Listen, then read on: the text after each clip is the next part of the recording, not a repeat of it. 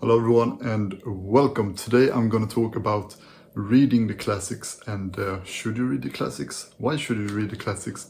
And things like that. I want to thank Nikita, my patron, for suggesting this video. So let's get into it.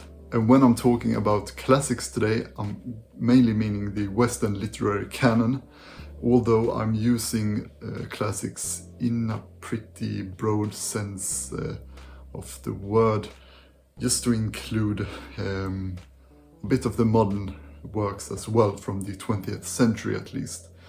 But the classics for me are works that have stood the test of time and that are widely read and admired today. And admired and praised works of literature that has stood the test of time. So I'm pretty sure most of you already know what I mean by classics and the classic works and authors, but let me give you some examples for those of you who are still a bit confused, although I think those of you that are confused are fairly few in numbers. But we have, of course, the Holy Bible, which is perhaps the main inspirations for the Western literary canon. But we also have Homer with Iliad, the Odyssey, Dante Alighieri, Goethe, Voltaire, Shakespeare, Dostoevsky, Charles Dickens, Tolstoy, James Joyce, Jane Austen. Yeah, there's a lot of pretty well-known figures in history that can be considered classic authors. But why is the question of today? Why should you read these works? So number one of the reasons why perhaps you should read the classics is time is limited. Your reading hours here on earth are limited. So why not read the best of the best that has stood the test of time? That was one of them. When I started reading, one of the reasons I wanted to just read the top notch of literature. So I went into some of the classics, of course, with Dostoevsky and Tolstoy, the ancient Greek works, and those kind of works. So I was thinking that why not just get the best and see what I like, and even if I don't like it, I will probably read it because it's considered the best. That was my thinking in the beginning when I started reading, because it takes a lot of time to read a lot of books. So we can't expect to read more than perhaps 100 books per year, and even that is so much. Perhaps 20-30 books per year is reasonable for most people, or even 10 for some of you that are busy or prioritize other things in life than reading. But yeah, why shouldn't you read the best of the best? Well, perhaps you don't enjoy it. Perhaps you don't enjoy the classics. So is there a point in reading things that you don't enjoy, even though they are considered quite high works of art? And my answer to that, which is perhaps my second point, is that yes, you perhaps should read classic works, although you do not enjoy them that much. But of course, you don't know if you will enjoy them until you read them. But the point is that modern literature is pretty much built upon the classics. And what I mean by that is that although we have, let's say you only read or like reading fantasy or science fiction. For science fiction, let's say authors like Asimov, Frank Herbert, Gene Wolfe, all of these are highly inspired by the classics. And if you have read the classics, you will see that when you are reading the works of these great science fiction authors. So although you don't enjoy reading the classics, they might give a good foundation upon the rest of the literature that you actually do enjoy, so that you can really take in a lot of deeper meaning and references in these modern works as well. So that's definitely one of the reasons for reading the classics, although you perhaps don't enjoy them as much as reading fantasy or science fiction. But also like authors like J.R.R. Tolkien or George R.R. Martin are absolutely filled with references and inspiration from the classical world of literature. So that's another reason for reading the classics, and one reason for me today why I want to read a lot of the classic works is definitely that modern literature is built upon the classics. And of course, the classics are highly praised and admired works for a reason. They definitely always will bring new perspectives on your own experience and dive into the human experience in a way that few humans have managed to do in the world of art.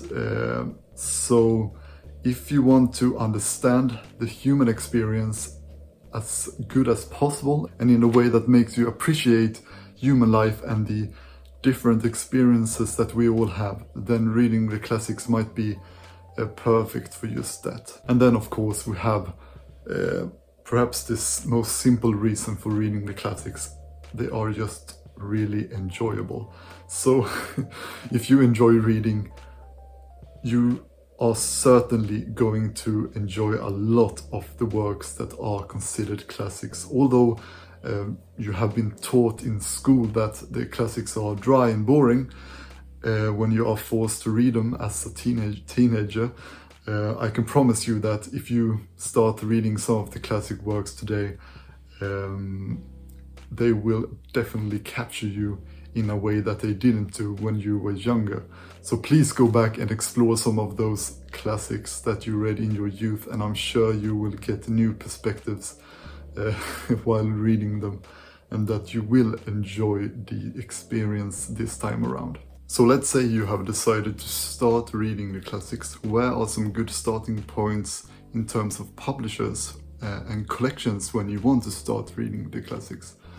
I have three examples here, three collections that I collect myself, three publishers, and those are Everyman's Library, Oxford World's Classics, and the Penguin Classics. And I'm gonna show you some of the examples here from each of those publishers.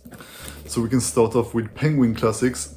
These are always in paperbacks. The paper quality is not that good. Often the text is a bit grainy and not that clear, but they are pretty cheap, and they often come in the not always the best translations, but the most famous translations, if the work is not written in English. But a lot of high quality work has gone into these editions in terms of just translation and notes and things like that. So the Penguin Classics, here we have Greek tragedy, one example. Another example is a political work, Leviathan by Thomas Hobbes. And the paper is sadly not acid free, so they will go yellow with time, but these are perhaps the most famous way to collect the classics. There's so many books in this series that you will definitely find something for you, and I'm sure most of you already know about the Penguin Classics. And next up we have Oxford World's Classics. These are also in paperbacks, although I do like the print quality more and the design more, and I usually find the paper to be of better quality, although they will turn yellow as well. But Oxford World's Classics are definitely great in terms of translations. They sometimes include newer translations usually. They are a bit more scholarly, so they are perfect for getting the details of each work that you are reading. And here we have the Confessions by St. Augustine. And another example here is Paradise Lost by John Milton. So Oxford World's Classics, also another great option if you want to get pretty cheap paperbacks that have a really broad selection of works. And then finally we have the fan favorite, Everyman's Library editions. These are always hardcover books, although not all of them are sewn.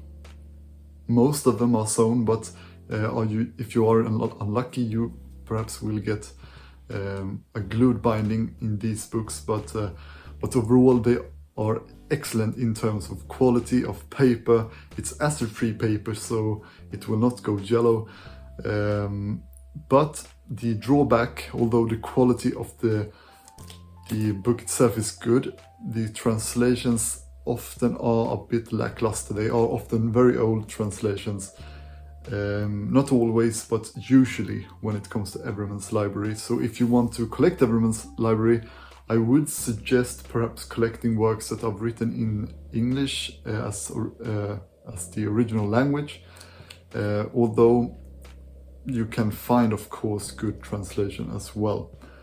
And here we have the Divine Comedy by Dante, and here's another example, William Blake's Poems and Prophecies.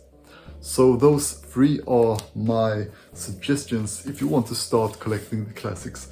And then when you find the things you really enjoy, you can dive into Folio Society and perhaps get a really nice special edition of your favorite classics.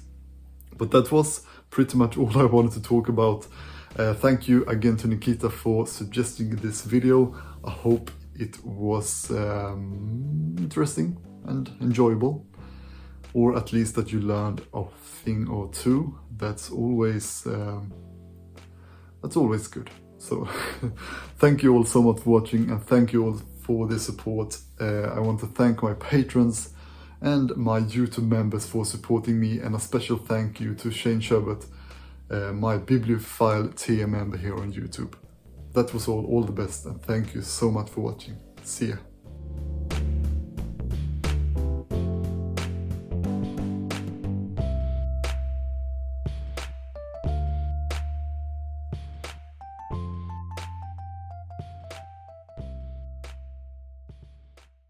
So please go back and explore some of those